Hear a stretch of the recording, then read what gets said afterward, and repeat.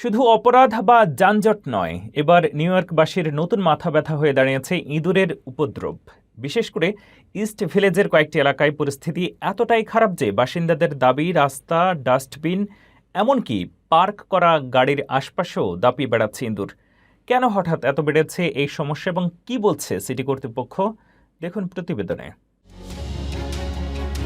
New York সিটির east village এলাকায় ইঁদুরের উৎপাত নিয়ে চরম উদ্বেগ দেখা দিয়েছে। স্থানীয় বাসিন্দাদের অভিযোগ, রাস্তার ময়লার স্তূপ, ডাস্টবিন, এমনকি পার্ক করা গাড়ির আশপাশেও এখন অবাধে ঘুরে বেড়াচ্ছে বড় বড় ইঁদুর। অনেকের ভাষায় যেন মানুষের সঙ্গেই লড়াই করছে এই উপদ্রব।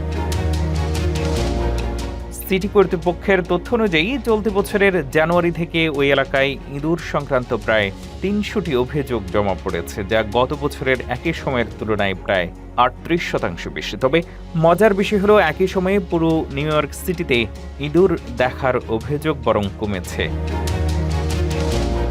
স্থানীয় বাসিন্দারা বলছেন, ভোরবেলায় রাস্তায় বের হলেই ডাস্টবিনের ভেতর এবং আশপাশে অসংখ্য ইঁদুর দেখা যায়।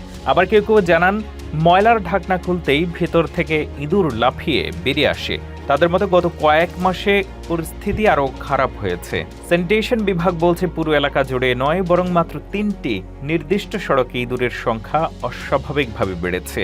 বিশেষ করে ব্রুম স্ট্রিটের একটি অংশে গত বছরের তুলনায় অভিযোগের সংখ্যা এখন প্রায় 4% বেড়েছে।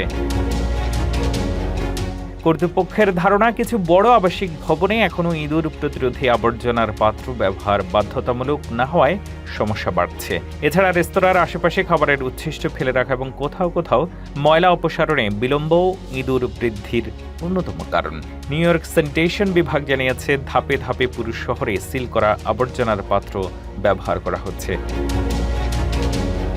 ২০৩১ সালের মধ্যে সব ধরনের আবর্জনা নির্ধারিত কন্টেইনারে রাখার পরিকল্পনা রয়েছে। একই সঙ্গে কোথাও ময়লা অপসারণে অনিয়ম বা ইঁদুরের উপদ্রব দেখা গেলে বাসিন্দাদের 311 নম্বরে অভিযোগ জানানোর আহ্বান জানানো হয়েছে।